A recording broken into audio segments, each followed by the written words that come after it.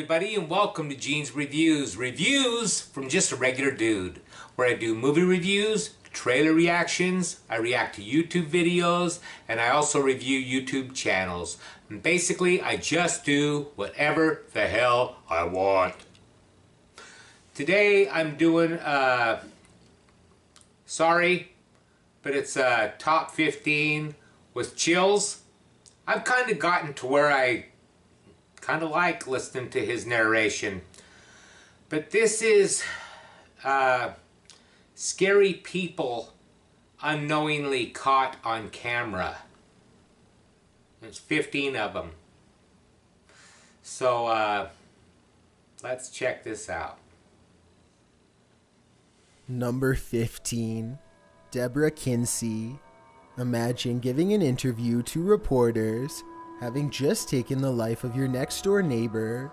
That's what 63-year-old Deborah Kinsey did after taking the life of her 64-year-old friend, Charlotte Nicholas. Kinsey called 911 and claimed she'd found her friend passed away, but it was later discovered that she'd taken her life with a screwdriver and took all of Nicholas's jewelry to sell it off. Charlotte, and I didn't hear nothing, but I heard the TV going. So I opened her, she always left her door unlocked. So I opened her door and I walked in and called her name. So I walked in the kitchen and there was her body. She'd been to a nearby pawn shop the same day of the event, wearing red-stained clothes.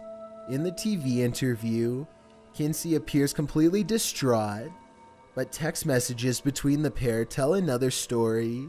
Charlotte's fiance also confirmed that Nicholas had been having problems with her neighbor. Kinsey was taken into custody and charged for her actions. She'll have a hard time launching her acting career from behind bars. She'll have a hard time launching her acting career because she wasn't convincing at all to me. But yeah, that's pretty messed up.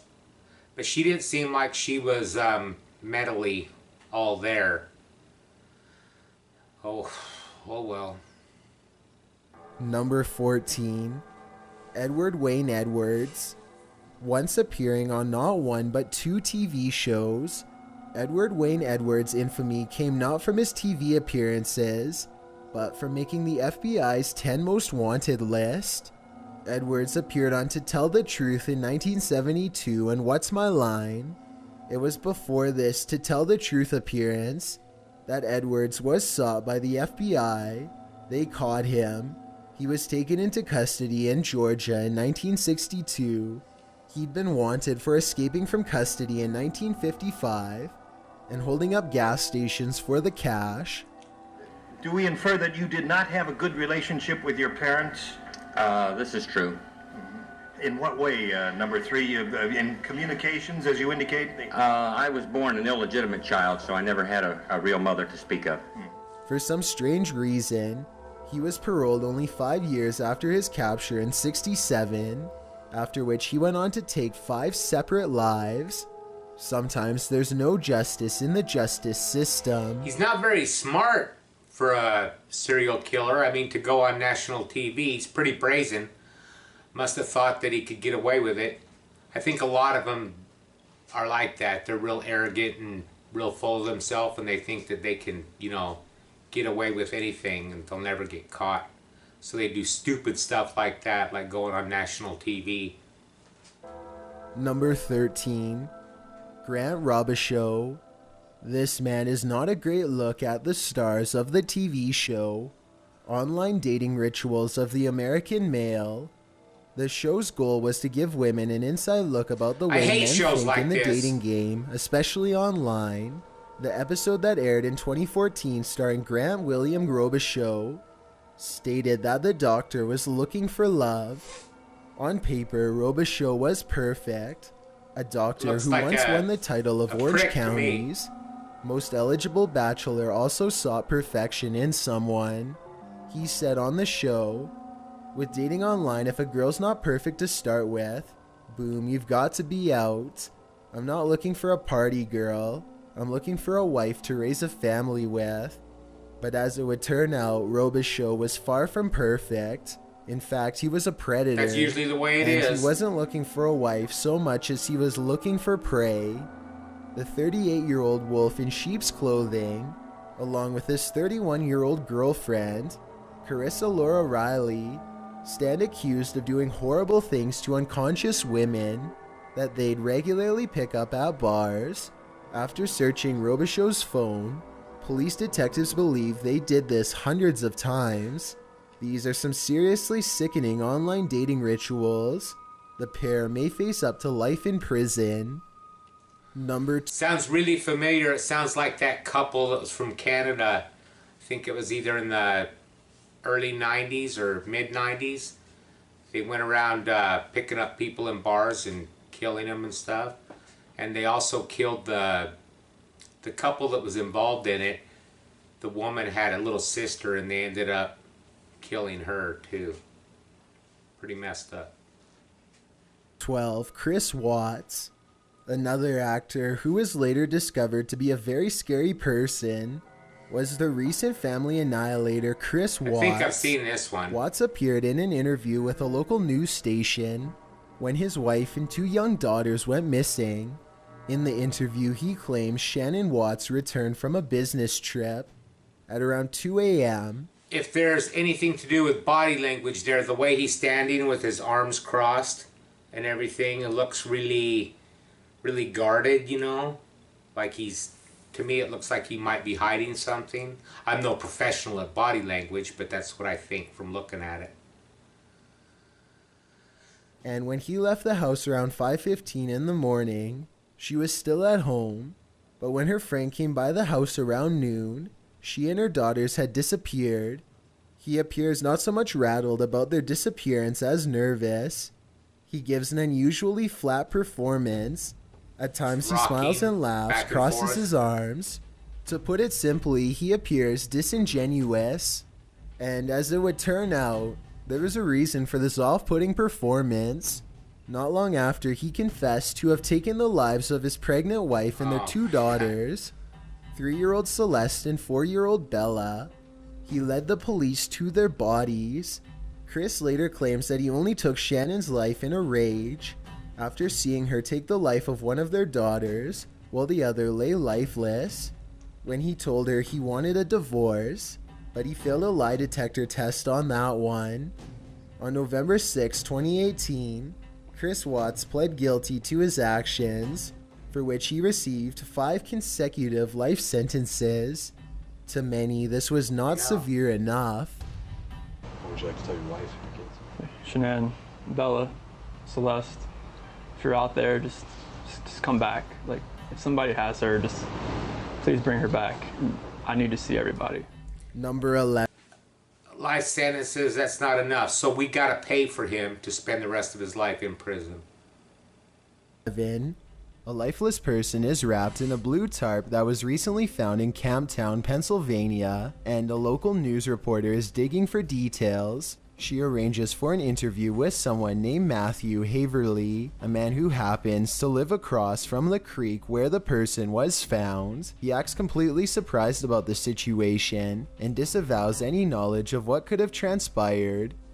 I had no clue. Sad to say that that's someone's either daughter, mother, whatever, both, child. Hours later, police discover that the person was, in fact, none other than Matthew's mother, which makes this last comment a terrible coincidence. If Matthew was aware beforehand that it was his mother floating in the creek, he gives absolutely no indication at the time. He ends the short interview by saying how the person was probably dumped in the creek out of town by hitmen. It would be like a place where people from the city would want to put a body because most likely they wouldn't be found. Police investigators don't buy this explanation one wouldn't bit. either. They raid his property, and in his shed they find the same blue tarp that his mother's body was wrapped in. As of this date, he has been charged with a capital offense but not yet convicted. If he is found guilty, then this means out of sheer coincidence, the reporter had unknowingly scheduled an interview with the very same man who had taken his mother's life not too long ago. She may very well have been standing just a few feet away from a calm and collected psycho without realizing it. See, that's one of the worst to me, killing your own mother. That's something I just can't even fathom. My mom is the most important person in my life. There's just no way. 10. Jonathan Smits. In 1995, the Jenny Jones Show featured two men. This is messed up. And Jonathan Smits, oblivious to what was about to go down, and the other, Scott Amador, a man who had a crush on Smits. When Amador's crush was unveiled, Smits seemingly took it in stride, saying he was completely hetero. Although likely a disappointment to Scott, the incident should have ended there, but it didn't. Only 3 days later, and Smits would come face to face with Amador again, this time to take his life. Amador had left a note on his door, and in a rage, Smits took his life, telling police it was because of the humiliation he'd experienced on the Jenny Jones Show. The case's prosecutor, Richard Thompson, wouldn't be hugging me like that. I'd the push him upset away. The show had caused For Smits, sure. saying, "What you are seeing on the tape is a 24-year-old man facing the studio audience and the camera with what I consider to be an ambush. It's like a Roman circus where the audience gives a thumbs up or thumbs down to everything that is going on." Did you think Donna had the crush on you?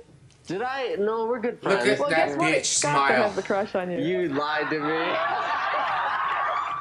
The producers of Jenny Jones were found liable and were forced to pay Amador's family $25 million. Smits, of course, was found guilty and sentenced to 25 to 50 years behind bars in 1999 after a mistrial. Number 9. Okay, I'm not saying that guy deserved to die because he doesn't deserve to die. But I heard stories on that after the show aired and everything, the other guy kept going over to, hitting on him and stuff and wouldn't leave it alone. And it sounds to me like this guy just snapped, just flipped out. And to me, it's like a moment of insanity. Now, I'm not saying he should get off for it or anything like that, but I understand it. And the Jenny Jones Show should have been sued, and that should have cut them right off the air as far as I'm concerned. Hate stuff like that. They totally manipulate people to ambush him like that. And the other guy that was like, had the crush on him or whatever, he had to know the guy wasn't gay. So it's the same thing as like a guy hitting on a woman when he knows she's not interested in him. It's messed up. But he didn't deserve to die for it. But it's just really, really messed up. I understand how that guy could snap from it.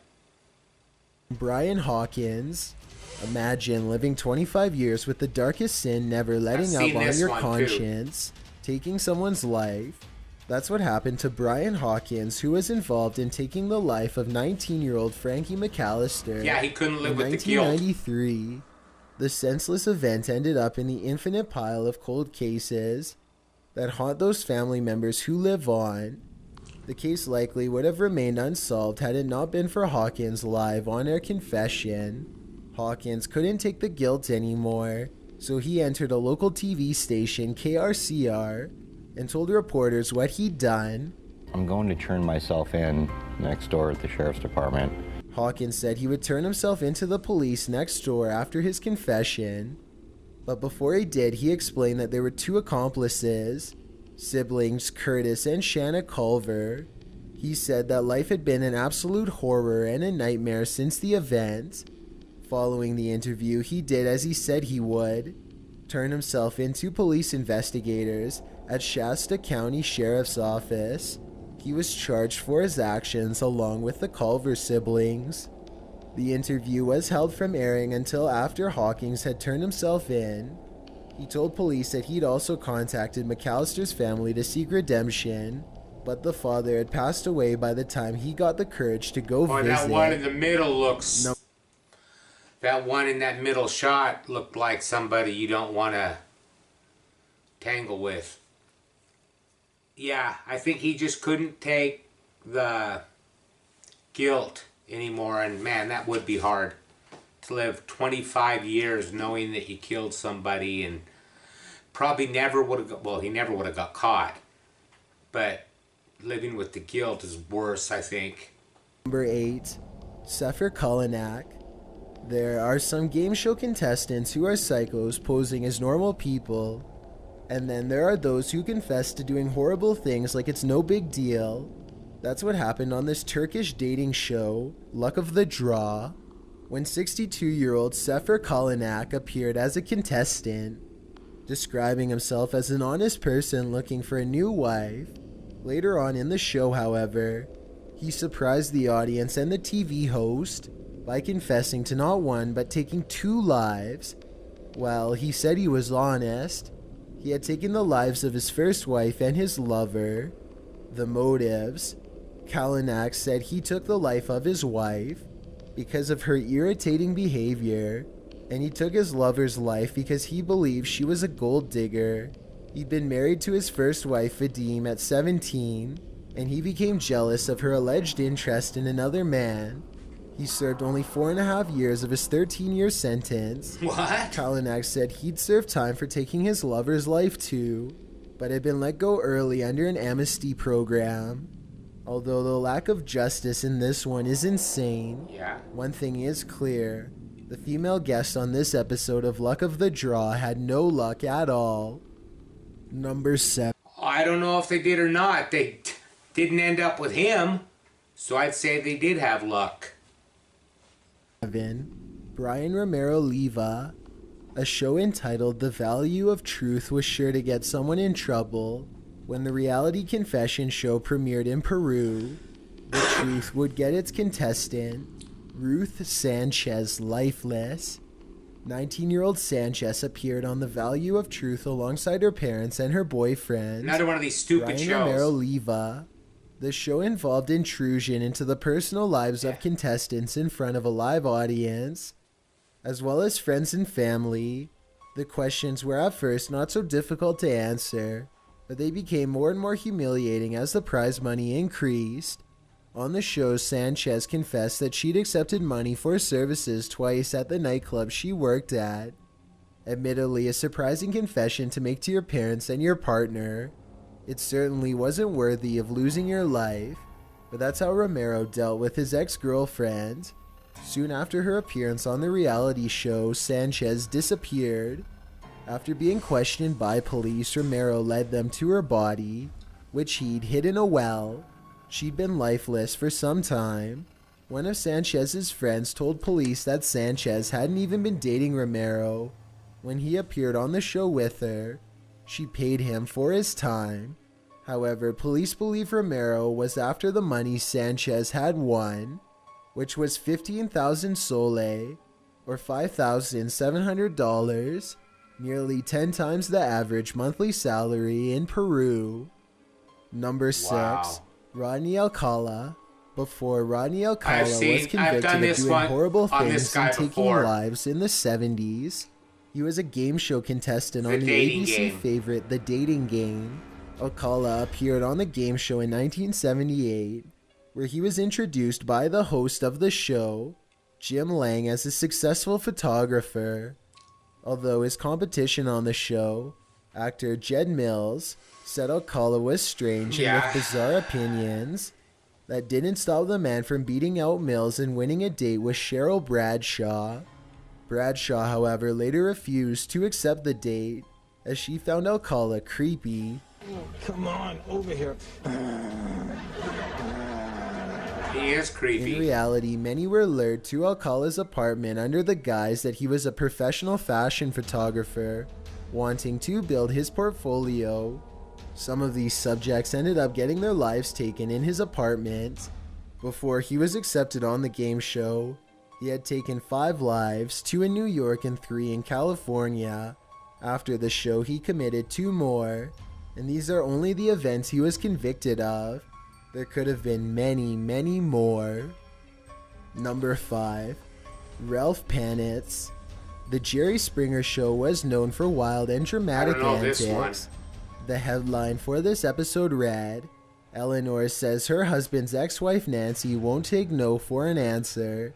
Nancy has shaken them so severely that they had to go into hiding. Today, Nancy will learn that her ex-husband is actually married to Eleanor. Nancy Campbell Panitz appeared on the show at the request of her ex-husband Ralph. The former couple had had a rocky relationship, and Nancy believed that he was coming back to her for good this time. But the surprise must have torn into her when she was labeled a jealous, jilted stalker and shamed by the audience. Ralph and Eleanor then announced their marriage. These fucking reality Springer shows, told man. Nancy that Ralph didn't want to be with her. She replied that this was fine and left the stage. The next time she would appear on TV would be as a news headline. Nancy was found passed away on her kitchen floor in Sarasota, mere hours after the episode screened. The prime suspects, Ralph and Eleanor. Eleanor was not charged, but Panitz was. He pleaded innocent. Unfortunately, the evidence suggested otherwise. His DNA was found under Nancy's fingernail. He was convicted in 2002 and sentenced to life behind bars. Number 4. Why would anyone even go on one of those shows? I mean, the money would not be enough.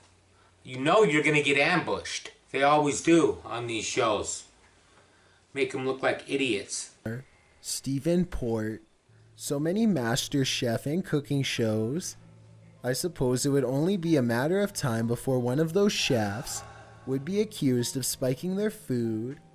40-year-old Stephen Port appeared on the show Celebrity Master Chef. He was filmed helping EastEnders star Emma Barton make meatballs, wearing chef's clothes, a blonde toupee, and smiling for the camera. Unbeknownst to everyone on the show, Port had a habit of taking lives. In 2016, he was charged with taking the lives of 4 men over the course of 15 months. Port had met these men on the dating app Grindr.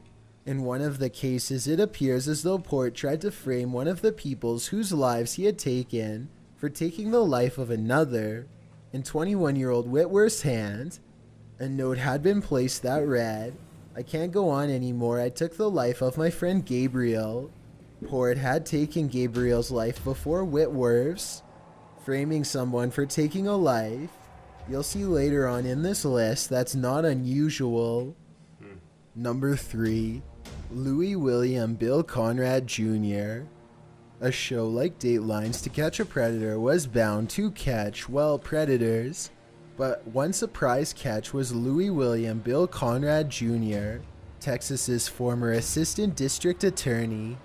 Posing as 13-year-old Luke, the team was chatting with the assistant district attorney, who was posing as someone much younger, a 19-year-old university student. After the team and Dateline got Conrad on the phone with an actor, Conrad suddenly stopped responding to calls and messages, and content began disappearing from Conrad's fake MySpace page. So what's going on with you? Not anything. What are you doing? Nothing. Just sitting around, pretty bored. I'm sorry. Well, are you going to come over? Is it okay? It was time for police to step in. A search warrant was sought, a SWAT team was called in, and tactical entry was performed. Conrad was found in a hallway where he said, "I'm not going to hurt anyone," before taking his own life. Dateline found itself in hot water after the incident. Afterwards, raw footage contradicted statements made by Dateline, in which they denied collusion with law enforcement. Do you think To Catch a Predator was in the wrong? I don't know, that's a hard one. He was... I don't know. These people... I don't get it. He couldn't tell that phone call was fake. It sounded fake to me. It sounded like a setup. Number 2. Ryan Jenkins. Jasmine Fior was a model whose body was found stuffed into a suitcase on August 15th, 2009. The only suspect, former reality TV show contestant and Fior's husband, 32-year-old Ryan Alexander Jenkins. After making a run for it, he was found a little over a week later passed away in his hotel room. in Hope, British Columbia, Canada. What Good. went down? Jenkins had just finished filming Megan Wants a Millionaire. Another He met one of those Fior at a stupid Las Vegas shows. casino, and 2 days after they met, they married at the Little White Wedding Chapel. But it was an unhappy marriage. Jenkins reported Fior missing, probably thinking he'd get away with his actions. But his suspicious activity thereafter, i.e. fleeing to Canada, revealed that he may not be as innocent as he claimed. Although he did manage to elude authorities who were on the lookout for him at the Canada-US border, he later took his life at the hotel. I wonder how he killed himself. Probably hanging or pills or something like that. Number 1. John Cooper. When retired, Chief Superintendent Steve Wilkins tracked down an old game show episode of Bullseye. He knew he had the final piece of the puzzle. John Cooper was the man he'd been looking for all along. The man had been a suspect of 4 passings since the 90s. Those of Richard and Helen Thomas and Peter and Gwenda Dixon. The footage, which was tracked down by Wilkins and ITV presenter Jonathan Hill, resulted in the man's conviction. The episode from 1989 was discovered in a library in Leeds in 2009. The episode was filmed just 1 month before the Dixons were found passed away on a coastal path while on holiday. And only 4 years earlier, in 1985, millionaire farmer Richard and his sister Helen were found passed away at their manor. When Steve Wilkins watched the clip, he was amazed. In his own words, "It was Cooper, bold as brass, smiling and joking on national television, having almost certainly taken 2 lives." In the video clip, Cooper also expressed knowledge about the area where the Dixons were found when being interviewed by the game show host. And when Cooper lost the game, forget it. Wilkins said he looked to the camera with a stare that said it all. A very scary, disturbing man accidentally shown on live TV. Wow, these people, they look so unassuming, you know, like just somebody you'd see walking down the street. They don't look like they would be any type of a threat at all. At least to me, they don't. But they're on national TV, so they're, you know, all cleaned up and everything. Maybe you saw him on the street, he wouldn't look that good. Anyways, let's lighten things up a little bit. Do you guys like cheesy pickup lines? I mean, I would never use one of them because I think I'd be too embarrassed to, but I do think they're funny. I laugh really hard at some of them, and I'm going to do one of my favorite cheesy pickup lines.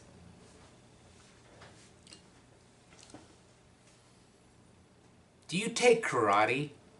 'Cause your body's kicking. Thanks, everybody.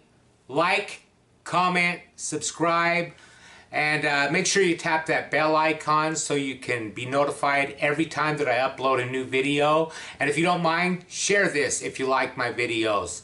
And I will see you next time.